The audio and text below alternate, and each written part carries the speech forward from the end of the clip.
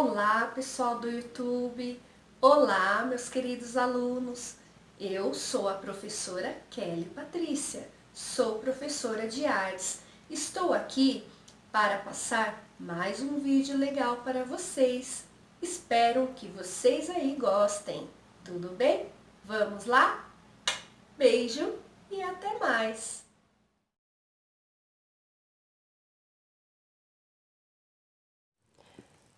Olá, pessoal! Vamos aprender e conhecer um pouquinho sobre o cubismo. Ele foi um movimento artístico da vanguarda, ou seja, ele rompeu com aqueles modelos clássicos de pintura que existiam na época. Ele também surgiu em 1907, lá na França, que foi o início do século XX. E logo essa ideia de cubismo, ela tomou os países da Europa e das Américas e foi se estendendo.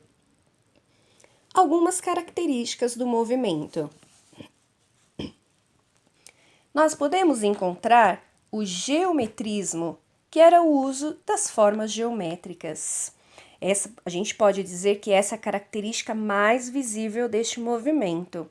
Nessa tela das Senhoritas de Avignon, de Picasso, nós podemos ver 5 corpos de mulheres nuas e elas foram pintadas geometricamente, com traços muito geométricos. 2 delas usam máscaras africanas, que era uma influência da arte primitiva para Picasso. Encontramos também o plano único, onde todas as partes de um objeto eles eram representados num único plano. Era como se o artista ele visse vários ângulos do objeto ao mesmo tempo. Nessa tela de casas em Listac, de Braque, nós podemos ver isso daí, como se as casas fossem realmente uns cubinhos. Na verdade, a gente não consegue ver nem o horizonte, nem o céu, e a gente consegue enxergar somente uma paisagem urbana em meio às árvores.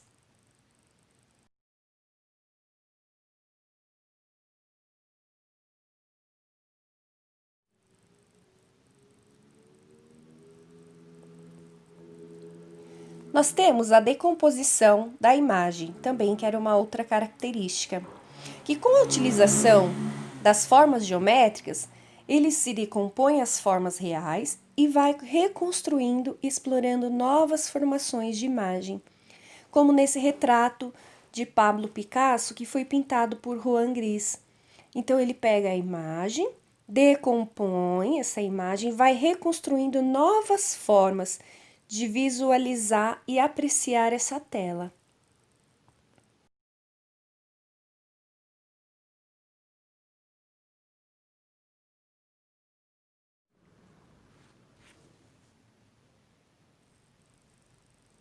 A ausência da representação da realidade. Os cubistas aqui, eles aboliram a cópia. O artista ele deveria criar e não copiar. As cores mais utilizadas eram o preto, o marrom, o ocre e os tons de verde. Como nessa tela de Braque, nós podemos ver é um homem com uma guitarra, mas as imagens ela tá totalmente fora da realidade que a gente conhece. É como se ele tivesse pegado a imagem original e tivesse quebrado em vários pedacinhos pequenininhos.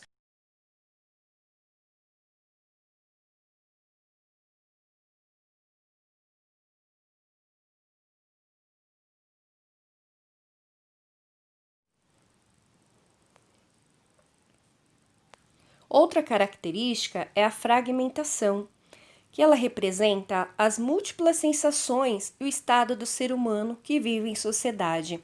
Nessa tela, Guernica de Picasso, nós podemos ver corpos de pessoas fragmentados. E a expressão desses corpos, ela nos transmite um horror, um medo, porque na época eles estavam vivendo a Guerra Civil Espanhola, onde muitas pessoas, centenas de pessoas foram dizimadas. O cubismo, ele teve 3 fases. A primeira fase se chama cesaniana ou cezanista, de 1907 a 1909, e era como se as figuras elas estivessem abertas na tela, vistas de frente pelo público. O grande influenciador dos trabalhos foi um artista plástico chamado Paul Cézanne, por isso, cezanista.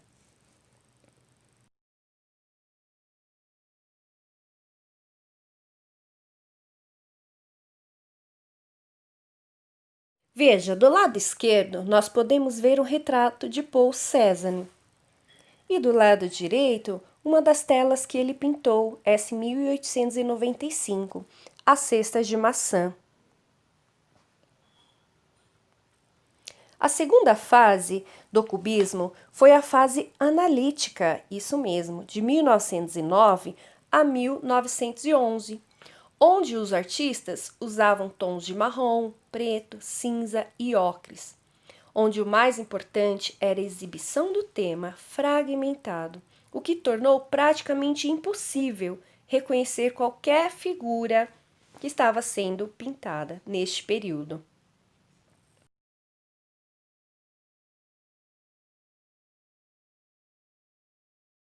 Como podemos perceber nesta tela, de Braque, o violino e o cântaro. Está toda fragmentada a obra. É uma composição como se eles estivessem multifacetados. É uma característica muito forte e muito presente neste momento do cubismo. A terceira e última fase era chamada de sintético, que aconteceu em 1911, onde houve certa redução nessa fragmentação dos objetos e tornando as figuras novamente reconhecíveis. Elas apresentavam o uso de outros materiais, como textura, letras, e faziam uso da técnica de colagem.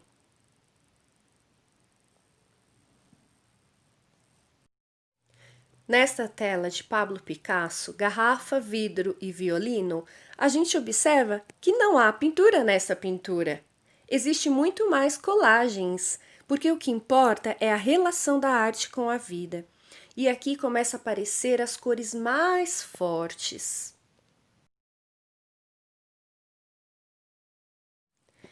E até que o cubismo chegou no Brasil. Então, eu vou falar um pouquinho para vocês. O Brasil também sofreu a influência, né, do cubismo, mas ele só ganhou espaço somente depois da Semana da Arte Moderna de 1922. Dentre eles, nós podemos destacar os trabalhos de Tarsila do Amaral, com essa tela Morro da Favela, né, que ela representa essa fase do pau-brasil dela, muito forte, da vegetação, das cores, bem forte também, entre a diferença entre o rural e o urbano, e a forma geométrica. Destacamos também o Rego Monteiro. Nesta tela de Pietà, ele reproduziu como se a Virgem Maria estivesse segurando Jesus. E ela está feita numa forma cilíndrica, se a gente observar bem isso daí, né? Em muitas linhas retas, cores neutras. Tem também os trabalhos de Anita Mafaldi, como nessa daqui, o Nu Cubista. Olhe só a presença das cores nessa tela, né? A figura da mulher sendo representada de uma maneira bem difusa, né? Ela se mistura com muitas cores.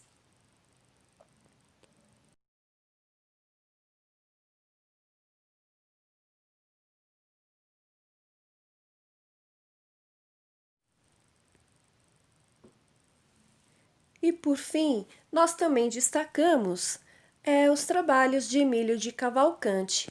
Aqui eu trouxe a tela do Grande Carnaval, de 1953.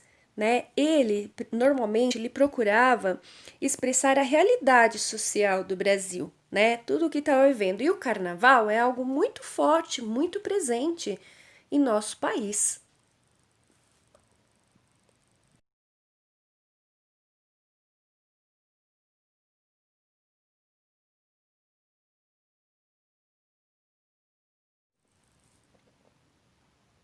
Bom, por hoje é só. E não se esqueça, deixe o seu like e se inscreva no meu canal. Então, e aí? Você gostou do vídeo? Não esquece, deixa o seu like e se inscreva no meu canal.